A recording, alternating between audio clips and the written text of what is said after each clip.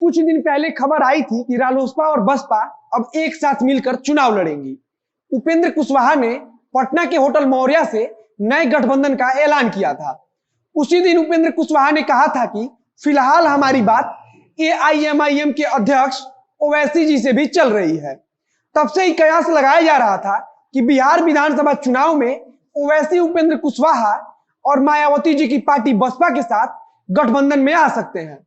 अब आज इसका ऐलान खुद रालोसपा अध्यक्ष और इस नए गठबंधन के सूत्रधार उपेंद्र कुशवाहा ने कर दिया है। वैसे यह करना जरूरी भी था, क्योंकि अब तक कुशवाहा जी को कोई भी बिहार की राजनीति में इतना सीरियस ले ही नहीं रहा था।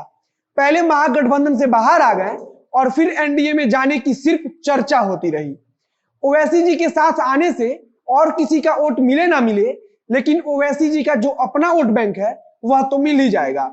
उपेंद्र कुशवाहा जी को इसका जवाब देना पड़ेगा कि कल तक वह जिस सामाजिक समानता की बात कर रहे थे, क्या अब ओवैसी जी के साथ मंच साझा करके समाज में समानता लाएंगे। आगे अभी बहुत कुछ कहना है, उससे पहले अपना परिचय दे देता हूं।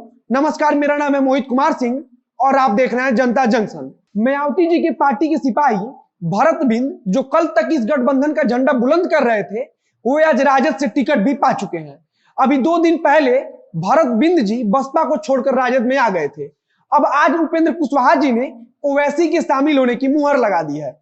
अब उपेंद्र कुशवाहा जी से सवाल है कि क्या ओवैसी जी को साथ लाने से उनका सामाजिक समानता वाला झंडा बुलंद रह पाएगा।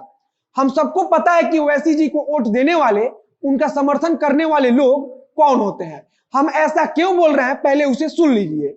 ओवैसी साहब ने बिहार चुनाव में उतरते समय यह ऐलान किया था कि वह बिहार विधानसभा चुनाव में केवल और केवल मुसलमानों को टिकट देंगे।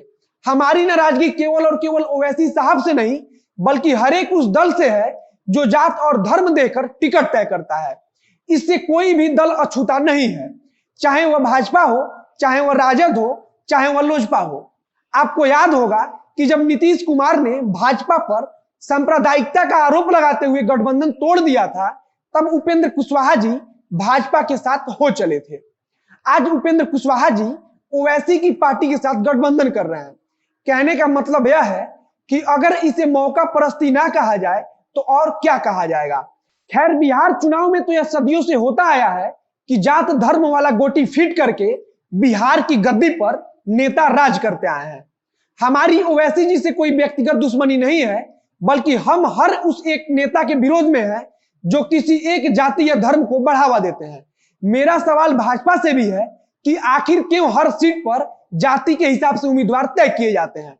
मेरा सवाल जीतन राम मांझी जी की पार्टी से भी है कि आखिरकार क्यों खुद को किसी एक जाति का रखवाला बताते हैं।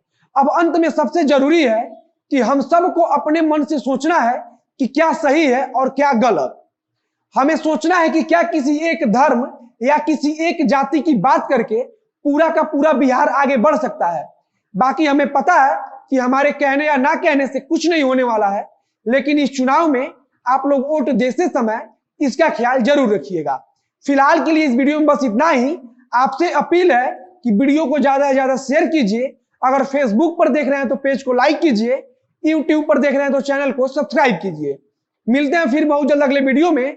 अंत में आपसे कहना चाहूंगा कि स्क्रीन पर जो डोनेशन की जानकारी दिख रही है, उसके माध्यम से अपनी मदद हमें भेजते रहिए। जब तक हम आपके पैसे से पत्रकारिता करेंगे, तब तक हम बिना किसी हिचकिचाहट से आपके सवाल को उठाते रहेंगे। मिलते हैं फिर बहुत जल्द अगले वीडियो में। तब तक के लिए आपका धन्यवाद।